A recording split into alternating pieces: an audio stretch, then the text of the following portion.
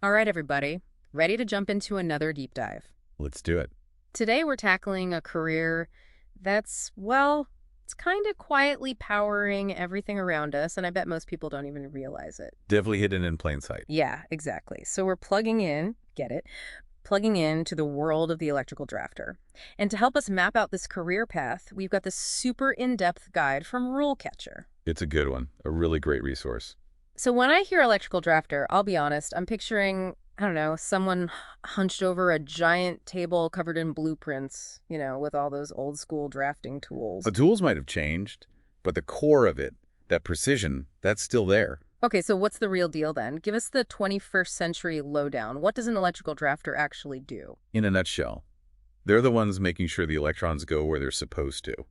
It's about taking the ideas for electrical systems and turning them into these detailed, super precise diagrams and plans that other professionals, like electricians, will actually use to install and maintain those systems. So it's like they're not just drawing lines on a page, they're designing the way electricity flows through buildings, infrastructure, all that. Exactly. And it's not just about keeping the lights on anymore either. These drafters are involved in some seriously complex systems.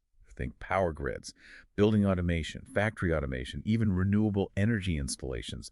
They're making sure that power gets where it needs to go safely and efficiently. Wow, okay, that is way more high-tech than I was imagining. And speaking of high-tech, this RoleCatcher guide mentions using some serious software, like AutoCAD and SolidWorks. Is that the standard these days? No more paper and pencils? Those digital tools. Yeah. Oh yeah, they're essential. Yeah. It's not your grandpa's drafting table anymore. These programs let drafters create incredibly detailed 3D models, run simulations, and spot potential problems before anything's even built. So this isn't just about knowing electrical systems, it's about mastering these complex software programs too. Right, it's like you're not just an artist, you're a tech wizard too, making sure those electrons behave. And this guide even dives into some specific equipment that electrical drafters work with, like voltage transformers and building energy supplies. Okay, so we're not just talking about wiring a house. This is some next level stuff. And with all the talk about renewable energy and making buildings more efficient, I bet electrical drafters are in high demand, right? You're catching on. This RoleCatcher guide actually mentions a projected 14% increase in renewable energy jobs in the next decade.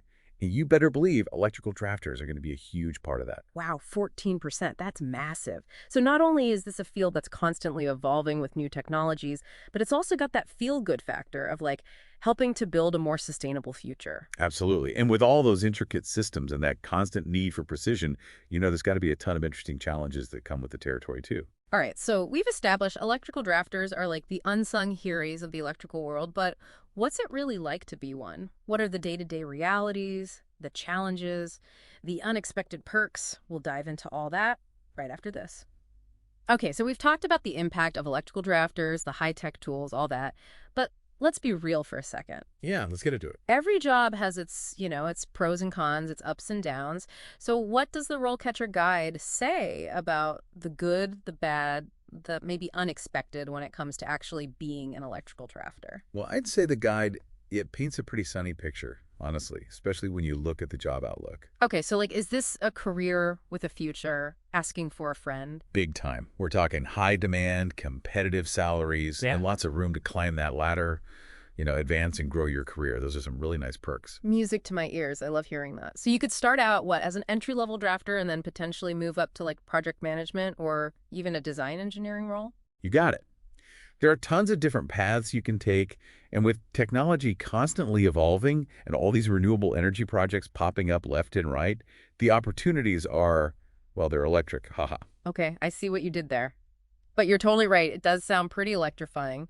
So we've covered the good, the really good. What about the flip side? There's got to be some challenges too, right? The guide has to mention some of those. It does, and it's really important to go into any career with your eyes wide open, right? Oh, absolutely, for sure. So one thing the RoleCatcher guide really stresses is, well, how detail-oriented you got to be. Like type A, super organized. Even more than that, we're talking extreme attention to detail. Because one tiny error in those drawings, those plans, that could mean big problems down the line. Makes sense, right? You're basically designing the nervous system of entire buildings, infrastructure. It's high stakes. You got it. There's no room for like, oops, my bad, in this field. So yeah, you need that meticulous personality, that commitment to getting it right and doing it under pressure. Because speaking of pressure, Oh, here it comes. the guy also mentions, tight deadlines, potential overtime, especially when those projects are really in high demand. So maybe not always a 9 to 5 kind of gig then. It can definitely ebb and flow, yeah. Okay, that's fair. It sounds like you really need to be able to think on your feet, problem solve, especially when those deadlines are looming.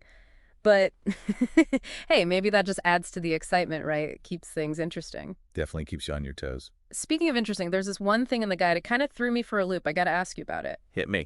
Okay, so the guide, it mentions needing a commercial driver's license. Oh yeah, CDL. CDL. Like to drive it like a truck? I would never have put those two things together. Why would an electrical drafter need to be driving a truck? That's a great question. And it shows how this job is way more than just sitting behind a computer, right?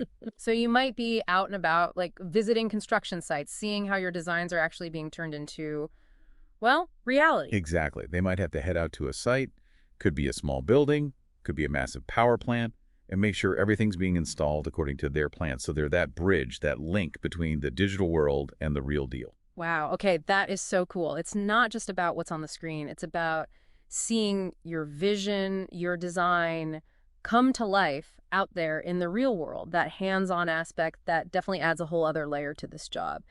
So how does someone even get started on this path? So you've totally sold me on this electrical drafter thing. It's way more dynamic than I ever pictured. It's a really cool field. But let's say someone's listening and they're like, okay, I'm in. How do I actually make this happen? What's the path, the roadmap to becoming an electrical drafter? Well, you might be surprised to hear this. You don't always need a 4-year degree for this. Really? Okay, because I was just looking at the RoleCatcher guide. And it does say, like, a high school diploma is often the minimum. But then it also mentions some employers prefer a post-secondary education.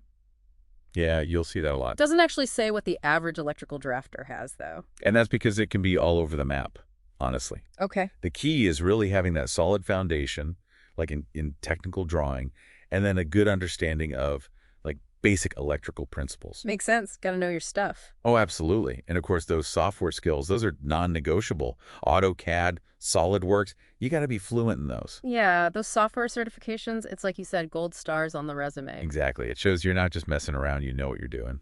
So what's the prep like for those? Is it, I don't know, is it brutal? Think of it like studying for any professional exam. You're going to want to brush up on your knowledge of the software, practice your design skills. There might even be some mock exams you can take. Get those practice reps in. Exactly. Get comfortable with the format and everything. Yeah. I bet this RoleCatcher guide is super helpful for that. Oh, for sure. It's got this whole section, interview prep. Oh, nice. And it's got all these common questions like, describe a time you had to troubleshoot a problem in your design, or, how do you stay up to date on the latest industry standards? Stuff like that. So smart. It's like having a cheat sheet for success. Exactly. Because at the end of the day, it's not just what you know, right? It's how you talk about it, how you communicate that expertise. This has been awesome. Seriously, such an eye-opening deep dive.